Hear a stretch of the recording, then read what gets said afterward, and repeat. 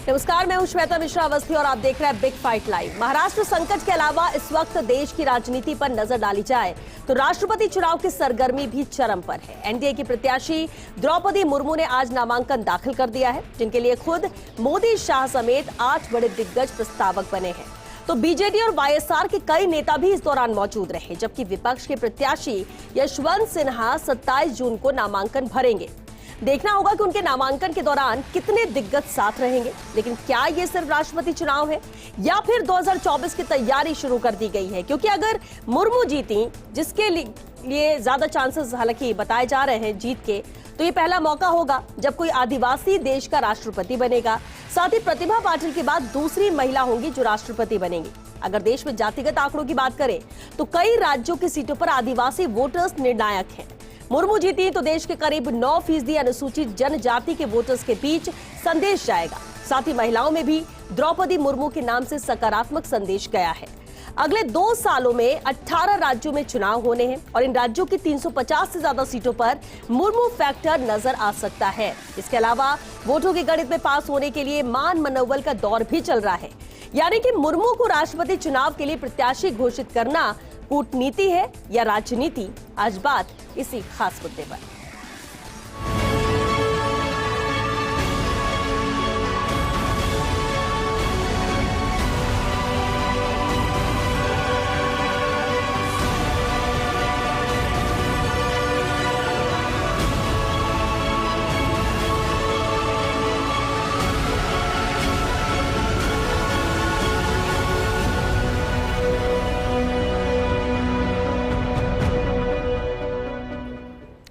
और चलिए बेहद खास मुद्दा जिस पर चर्चा के लिए बेहद खास मेहमान भी हमारे साथ जुड़ चुके हैं। सबसे पहले उनसे रूबरू करा देते हैं आपको। कांग्रेस नेता अरुण शर्मा जी हैं, बीजेपी विधायक सुमित गोदारा जी चर्चा में शामिल हुए और साथ ही राजनीतिक विश्लेषक प्रकाश भंडारी जी भी मौजूद है। बहुत स्वागत है आप सभी का बिग फाइट लाइव में।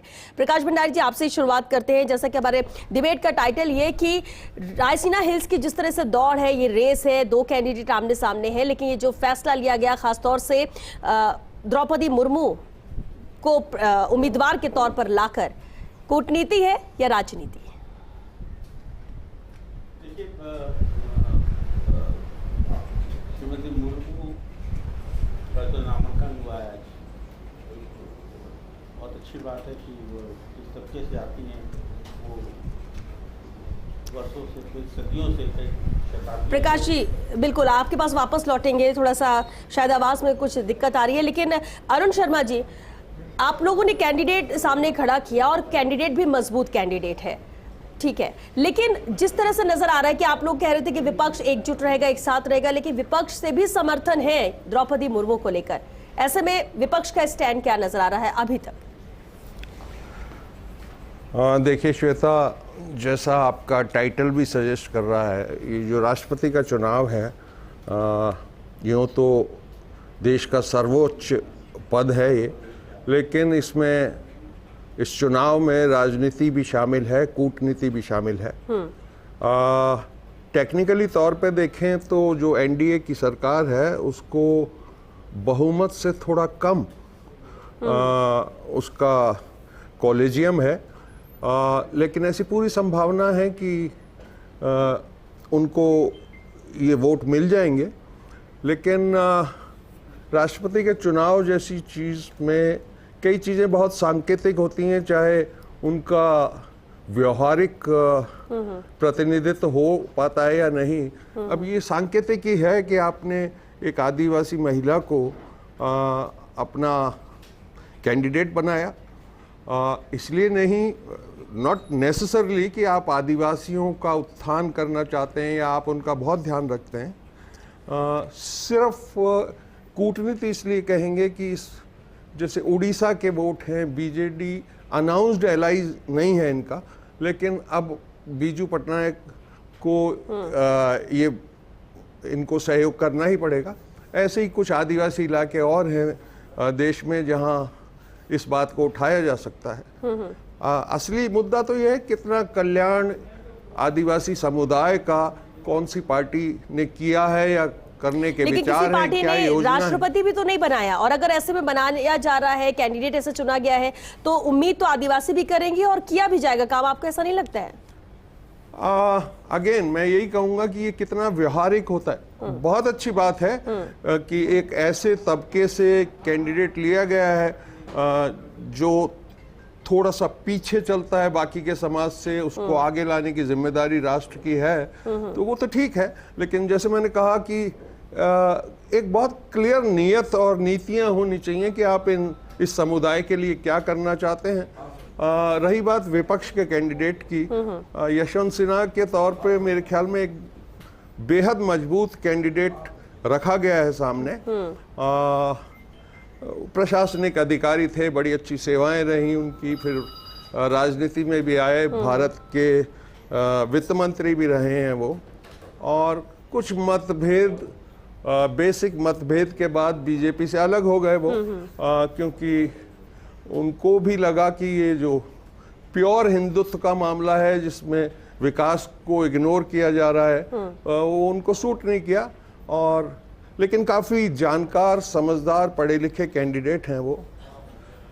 विपक्ष की जैसी 17 पार्टियों ने उनको समर्थन दिया है, करीब 4 या 5 पार्टियां श्वेता देश में अभी ऐसी हैं जो एलाइज भी नहीं है एनडीए की और इधर भी नहीं है। उन्होंने एक रुख अख्तियार कर रखा है, equi distance from BJP and Congress. मेरे ख्याल में ये सही मौका है। ऐसे में ये इनका फैसला क्या होता है वो भी बहुत हद तक, क्योंकि बहुत ही इम्पोर्टेंट राष्ट्रपति चुनाव होता है और ऐसे में एक एक वोट की कितना अहमियत होती है, और इसलिए कोशिश सबको जोड़ने की यहाँ की जा रही। प्रकाश भंडारी जी, बिल्कुल उस वक्त भी सवाल यही था कि कूटनीति है ये या राजनीति है जिस तरह से फैसला लिया गया है, लेकिन कैंडिडेट ऐसा खड़ा किया एनडीए ने कि अगर विपक्ष ना चाहकर भी अगर मना भी करता है तो भी उसके अगेंस्ट में नेगेटिव मैसेज जाएगा, आपको ऐसा नहीं लगता? और इसलिए कई तो सामने आके सपोर्ट कर रहे हैं। देखिए, राष्ट्रपति के चुनाव जो है वो किस पृष्ठभूमि पे देखे जाएं, सबसे बड़ा सवाल ये आता है। जी, हमारे देश के अंदर रायन बाबू और उनके बाद सर्वपल्ली राधाकृष्णन, डॉक्टर जाकिर हुसैन और फखरुद्दीन अली अहमद, और उसके बाद जो है एपीजे कलाम जैसे लोग हमारे राष्ट्रपति रहे। वो बड़े मूर्धन्य थे, सब अपने अपने क्षेत्र के माने हुए मजे हुए खिलाड़ी थे, मजे हुए विद्वान थे। ऐसे देशों में ये राष्ट्रपति के चुनाव में आप देश क्या सोचता है, राजनीतिक पार्टियां क्या सोचती है, दो अलग अलग बातें। सबसे बड़ी बात है, अगर आप देखें कि सब एक व्यक्ति को अगर हम राष्ट्रपति बनाते हैं, जैसे पिछली बार कोविंद जी का चुनाव हुआ था, वो पिछड़े वर्ग से आते हैं, शेड्यूल कास्ट से आते हैं, तो ये समझा जाता था कि वो आएंगे, राष्ट्रपति उन्हें बनाएंगे तो जो अनुसूचित जाति का कल्याण होगा वो उनमें जो है नई भावना, नई जागृति आएगी। ऐसा कुछ होता नहीं है। राजनीतिक पार्टियां अपने हिसाब से चलती हैं और वो उनके निशाने कहीं और होते हैं, सोच कहीं और होती है। सब मिलाकर के जो है राजनीतिक सूझबूझ ही उसमें काम आती है। तो अगर ये माने कि श्रीमती मुर्मू के आने से, द्रौपदी जी के आने से हमारे जो आदिवासी हैं उनका कल्याण हो जाएगा, तो हमें उस पृष्ठभूमि देखना पड़ेगा कि के.आर. नारायण अनुसूचित जाति से आए और उसके बाद जो है कोविंद जी आए, तो उसके बाद हमारे देश में जो अनुसूचित वर्ग है उनका क्या उत्थान हुआ, उन पर अत्याचार, उनका विकास कितना हुआ, उन पर अत्याचार क्या कम हुए, या उनको समाज में वही जगह मिलनी चाहिए थी जो एक साधारण नागरिक को मिलनी चाहिए। समाज में उनकी क्या स्थिति है, इसका विश्लेषण भी करना चाहिए। आपको उस पर संशय लगता है कि जो बातें कही जा रही कि उत्थान होगा इन लोगों का जो बहुत पिछड़े रह गए हैं? मेरा ये मत है कि राष्ट्रपति के चुनाव के अंदर ये ST SC या माइनॉरिटी इस तरह की बातें सोच करके हमें हमारा राष्ट्र जो है, राष्ट्रपति जो सबसे बड़ा सर्वोच्च पद होता है, उसे हम उसका राजनीतिकरण करते हैं। जी जी। और उस पर सीधी सादी जो होती है वोट की राजनीति होती है। और ये आप भाजपा के लिए को कहने के लिए हो जाएगा कि हमने जो है पहले अनुसूचित जाति के व्यक्ति को राष्ट्रपति बनाया और उसके बाद हमने अनुसूचित जाति के लोग के इसको बनाया। तो ये अपने अपने जो है वो समझते हैं कि सब जो वोट बैंक है उस पर नज़र रहती है और हम उसको जीतेंगे। ठीक है, ये तो होता है, लेकिन ये आज देखिए कि कम से कम महाराष्ट्र है, राजस्थान है, गुजरात है, मध्य प्रदेश है, पूर्वोत्तर के राज्य हैं और थोड़ा बंगाल भी है और उड़ीसा का भी है। तो यहाँ जहाँ जहाँ आदिवासी बसते हैं वहाँ पर इसका क्या इम्पैक्ट है, या जहाँ जिस राज्य में अनुसूचित जाति के ज़्यादा लोग हैं उनसे जैसे कोविंद जी राष्ट्रपति बने तो उनका उस पर क्या फ़र्क पड़ा। ठीक, ये हमारी नज़र में कुछ तो ऐसा फ़र्क पड़ता नहीं है। तो लेकिन लेकिन एक मैसेज देने की जरूर कोशिश होती है, बाद में अब किया जाए या ना किया जाए, या जो उम्मीद की जा रही हो पूरी हो या ना हो, लेकिन अभी सामने इस चुनाव को जीतना है और इसलिए शायद बहुत सारे लोग हैं अपनी अपनी तरह से इसे लेकर सोच भी रहे हैं। सुमित गोदारा जी में हमारे साथ है, बीजेपी विधायक है। सुमित जी, कैंडिडेट बहुत सोच समझ कर खड़ा किया गया है, मजबूत कैंडिडेट है, कितनी उम्मीद जीत को लेकर लग रही है और इस चुनाव को लेकर किस किस तरह का मुकाबला नजर आ रहा है? श्वेता जी, सबसे पहले तो मैं जो हमारे कांग्रेस के साथियों ने जो बैठे हैं इस पैनल में जी, इस पैनल में जो साथी बनकर बैठे हैं उनके जो बात रखी है उसके बारे में कहना चाहूंगा कि श्रीमती द्रौपदी जी का भारतीय जनता पार्टी और समर्थित दलों ने, एनडीए ने जो राष्ट्रपति पद के लिए उम्मीदवार बनाया, उसका क्या संदेश गया। मैं अपने क्षेत्र ग्रामीण अंचल है, यहाँ हमारा आदिवासी क्षेत्र नहीं है, पर मैं गाँव में गया तो महिलाओं में बड़ी खुशी, और ये कांग्रेस के साथ ये नहीं समझते कि देश आगे बढ़ चुका है। ये 1980 का भारत नहीं है, ये 2010 से आगे 2020 का भारत है। और गांव में भी टेक्नोलॉजी से लोगों को हर समाचार आपको और हमको साथ ही मिलता है। गांव में महिलाएं, उनमें बड़ी प्रसन्नता है कि हम जैसे साधारण महिला जो पहले पार्षद रही, फिर 2 बार विधायक रही और उड़ीसा विधानसभा की सर्वश्रेष्ठ विधायक रही, वैसे ही महिला भारत की फौज की supreme commander of Indian army बनने वाली है चुनाव जीत कर। तो ये बहुत बड़ी बात है और ऐसी तो इंस्पिरेशन मिलती है।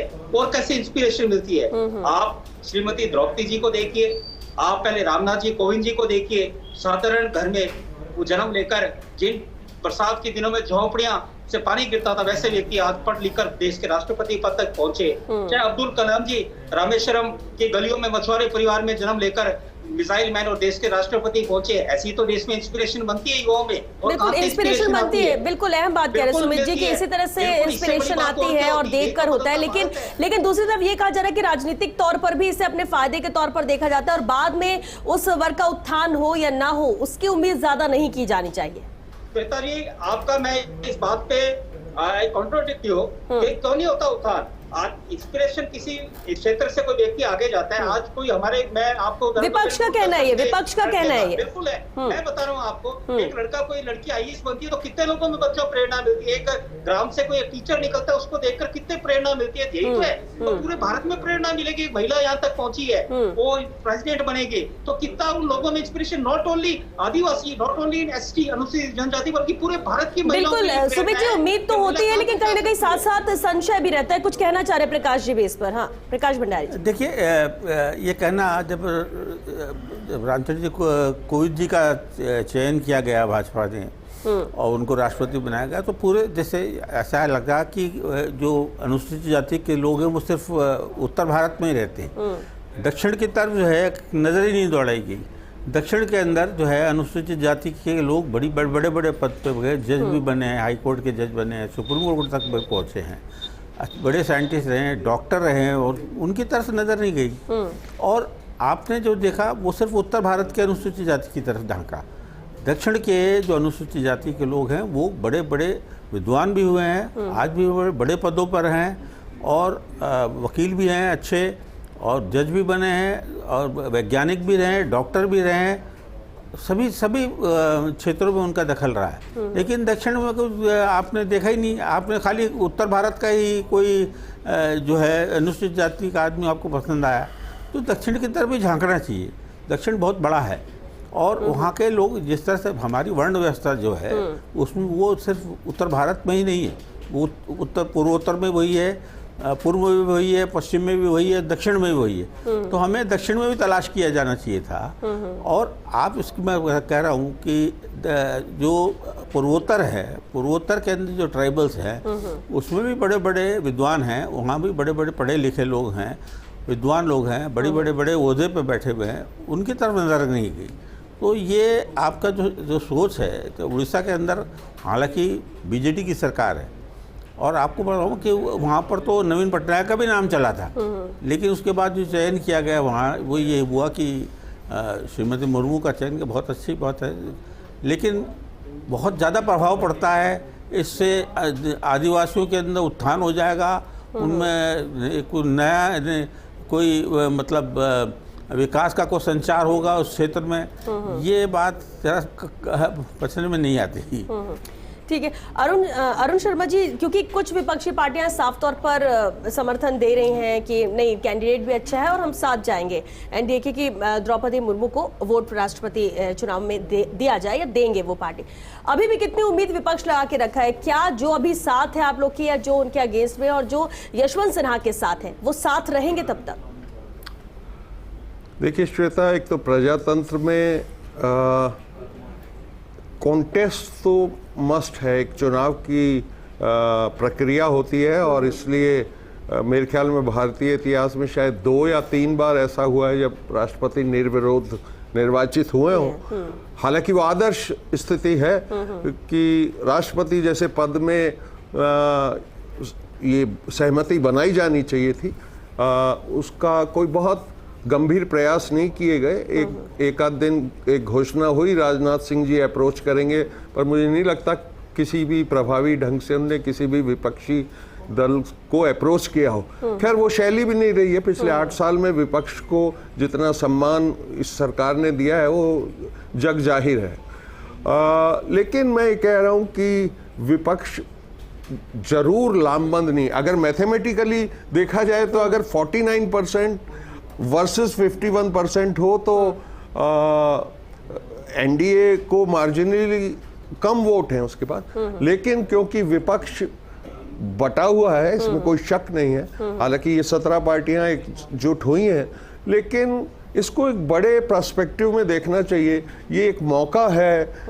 वैसे तो राष्ट्रपति का चुनाव है, मैंने जैसे शुरू में ही कहा, ये सिंबॉलिक ज़्यादा होता है, इसमें संकेत दिए जाते हैं। बाकी जैसे प्रकाश जी भी कह रहे थे, इसका कोई हमने बहुत असर होते हुए नहीं देखा कि अनुसूचित जनजाति का राष्ट्रपति है तो उनका कल्याण हो गया, या आदिवासियों का आपने ये जो बनाया है, संकेत के तौर पे अच्छा है, लेकिन इसका व्यवहारिक फायदा कभी हमने इस देश में होते हुए नहीं देखा। व्यवहारिक फायदा नहीं होता है तो क्या आगामी चुनाव के मद्देनजर फायदे के लिए ही ऐसे कैंडिडेट या फिर इस तरह की पूरे तरह से रणनीति तय की जाती है कैंडिडेट को लेकर? ये सिलसिला चल रहा है श्वेता जी। देखिए उसको कई लोग अब मास्टर स्ट्रोक भी कहते हैं, और वो था भी जब डॉक्टर अब्दुल कलाम आजाद को अटल बिहारी वाजपेयी जी की गवर्नमेंट सामने लेके आई थी।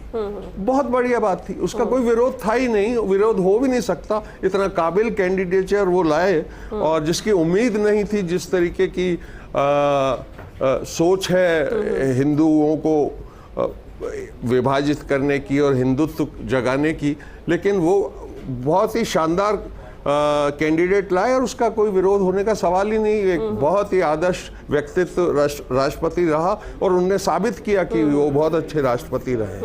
मैं कह रहा हूँ न केवल ये विपक्षी पार्टियों को एक मौका है कि जो रूलिंग पार्टी अधिनायकवाद का जो पदचाप हम लगातार सुनाई दे रहा है, जिस तरीके से संवैधानिक संस्थाओं का इस्तेमाल किया जा रहा है, आवाजें को दबाया जा रहा है, ये एक ठीक ठाक मौका था कि इसमें सॉलिडिटी दिखाएं। और मैं तो यहां तक जाऊंगा श्वेता कि बीजेपी में भी वो लोग जो आज भी महसूस करते हैं कि ये the party with the difference अब नहीं रही है, और अटल जी की बीजेपी थी, आडवाणी जी और ये लोग जब थे उस समय जो बीजेपी थी, एक क्लीन रास्ता, शुचिता का बहुत महत्व था। जो आज की बीजेपी है उससे कोई मेलजोल है ही नहीं पिछली बीजेपी। लेकिन अरुण जी, हाँ, लेकिन वक्त के साथ तो सभी पार्टियों में बदलाव देखने को मिल रहा है। पंचायत से लेकर राष्ट्रपति चुनाव हर हालत में जीतना है। ठीक है, सुमित जी, अरुण जी, ये एक तरफ तो विरोधाभासी बात कर रहे हैं, क्या 8 साल में विपक्ष से बात नहीं की, और दूसरी तरफ ये प्रशंसा कर रहे हैं अब्दुल कलाम जी की। तो मैं इनसे पूछूंगा, जब अब्दुल कलाम जी चुनाव लड़े तब भी कांग्रेस ने उम्मीदवार खड़ा किया था, तब कहाँ इन्होंने निर्विरोध एक तरह से सबका निर्विरोध राष्ट्रपति का चुनाव हुआ। ये आपका कहना अरुण जी बिल्कुल गलत है। और आप ये क्षेत्रवाद में, जैसे पूर्व वक्ताओं ने कहा क्या दक्षिण में नहीं है, पूर्व में नहीं, एक भारत श्रेष्ठ भारत के सिद्धांत को भारतीय जनता पार्टी पूरे देश में लेकर गई है। आप ये क्षेत्रवाद नहीं, सबका साथ सबका विकास, और यही संदेश जा रहा है। और ये लेगेसी की बातें करते हैं, देश बदल चुका है। लेगेसी जो पद पे आता है वो लेगेसी बनाता है, जो पद पे आ रहा है वो लेगेसी लेके आए, वो गया समय। अब हर व्यक्ति अपने आप में महत्वपूर्ण है, हर व्यक्ति जो आगे बढ़ रहा है वही बदलता भारत है, तभी भारत विश्व गुरु की ओर अग्रसर होगा। ये पुरानी सोच से लेकर, लेकिन सुमित जी तभी कांग्रेस आज पूरे देश में खत्म हो रही है। ठीक है, लेकिन सुमित जी बीजेपी एनडीए ने भी यहाँ पर कोशिश की है समानता का एक मैसेज देने के लिए, और ये भी कहा जा रहा है कि देखिए सिर्फ ये राष्ट्रपति चुनाव तक सीमित नहीं है, राष्ट्रपति हमारी पार्टी की एनडीए की शुरू से ही रही है। ठीक है, लेकिन सुमित जी ये जो पूरी तैयारी रणनीति या जो भी कहे मान मनोबल का दौर भी जारी, जो विपक्ष में खुद उनसे बात कर रही हैं द्रौपदी मुर्मू भी, और बाकी के आके सपोर्ट करें आप उनको, लेकिन माना ये जा रहा है कि राष्ट्रपति चुनाव तक ये सीमित नहीं है, बल्कि 2023 और 24 के मद्देनजर भी देखा जा रहा है इस अहम फैसले को, और इसलिए ज्यादातर समर्थन भी दिया जा रहा है क्योंकि अगले 2 सालों में 18 राज्य है जहां चुनाव होने हैं। देखो श्वेता जी, ये अपने आप में संदेश दे रहा है कि विपक्षी पार्टियों को इससे कोई मतलब नहीं कि कोई महिला है आदिवासी समाज से और पूर्वांचल क्षेत्र से, वो इतने बड़े पद की ओर जा रही है, पूरे देश को साथ देना चाहिए। पर ये सिर्फ इनका काम राजनीति करना है, चाहे कोई व्यक्ति हो, इनको तो विरोध करना है। जब भी आप अरुण जी कह रहे थे अब्दुल कलाम जी के खिलाफ उम्मीदवार लाए, रामनाथ जी को, तो ये इनको करना है। और मैं एक बात श्वेता जी जरूर कहूंगा कि चाहे अब्दुल कलाम जी और रामनाथ जी कोविंद हो, उन्होंने भारत के सर्वश्रेष्ठ राष्ट्रपति के रूप में कार्य किया। एक उदाहरण और देना चाहूंगा कि जब ज्ञानी जेल सिंह थे वो भी राष्ट्रपति थे, और राजीव गांधी से उस समय क्या हुआ था दिल्ली के गलियारे में, वो भी समय याद करो, वो भी एक राष्ट्रपति थे, देश में किस तरह अस्थिरता का माहौल हुआ था। तो राष्ट्रपति पद पर लेगेसी के बजाय ये देखो व्यक्ति देश के लिए। चलिए प्रकाश मंडल जी, क्योंकि वक्त खत्म हो गया, एक लास्ट कमेंट जरूर आपसे चाहेंगे। प्रकाश जी देखिए, हमें इतना बड़ा राष्ट्र है और हमारे यहाँ कई जातियां हैं, कई भाषाएं हम बोलते हैं। आप जातियों में ही रहो, बात है, अरे सबका साथ में रहो ना, कई की जाति। और हमारे जो कल्चर है वो भी अपनी विविधता लिए हुए है। इन सबको देखते हुए कोई स्थापित मूल्य जो है राष्ट्रपति हमारा कैसा हो, ये राजनीतिक पार्टियों के लिए अगर उनके भरोसे छोड़ दिया जाए तो हमें तो एक नई सोच चाहिए कि हमारा राष्ट्रपति क्या हो, ये देश का आम आदमी तय करे। आम आदमी तय कि हमारे देश का राष्ट्रपति कैसा हो। सिर्फ जातियों में बटे, कभी एसटी, कभी एससी, कभी कोई सिख, कभी किसी क्रिश्चियन को ले आए, ये बातें जो है ये अब हमारे जैसे गणराज्य के ये शोभा नहीं देती। ठीक है प्रकाश जी, लेकिन जितनी भी बातें कर ली जाए, चुनाव जब होते हैं तो जातीय गणित, तो जातीय समीकरण सबसे पहले बैठाने की कोशिश की जाती है, और चुनाव खत्म होते भले इनको लेकर सवाल किए जाते रहे, भले बाद में फायदा हो ना हो, लेकिन उस वक्त फायदे के लिए जरूर इसका ध्यान रखा जाता है, और शायद इसलिए उस कैंडिडेट को या किसी एक के सिलेक्शन के लिए इतना वक्त लग जाता है और फिर ऐसा कैंडिडेट निकल कर आता है। बहरहाल क्योंकि वक्त खत्म हो चुका है, बहुत शुक्रिया आप सभी का इस चर्चा में शामिल होने के लिए। तो राष्ट्रपति चुनाव है, बेहद अहम है, जहां दोनों कैंडिडेट आमने सामने है, कोशिश दोनों तरफ से की जा रही है कि जीत हमें मिल सके। जिस तरह से आंकड़े और जो कैलकुलेशन राष्ट्रपति चुनाव के लिए होता है वो पक्ष में जाए, ये कोशिश हर तरफ से है, और जो लोग साथ नहीं आए हैं उन्हें भी मनाने की कोशिश यहां पर की जा रही है। लेकिन सबसे अहम यह है कि जो उम्मीद आम जन कर रहा है, जिसको ध्यान में रखते हुए इन कैंडिडेट का सिलेक्शन हुआ है, कैंडिडेट को चुना गया है, तो क्या वाकई में जीत के बाद उस वर्ग का भी ध्यान रखा जाएगा, वो कोशिश की जाएगी, और क्या जो मैसेज अभी दिया जा रहा है उस मैसेज को सार्थक होते हुए आम जन देखेगा, ये उम्मीद हर कोई कर रहा है। लेकिन दिलचस्प जरूर है राष्ट्रपति के ये चुनाव। चलिए इसी के साथ हमें दीजिए इजाजत। नमस्कार।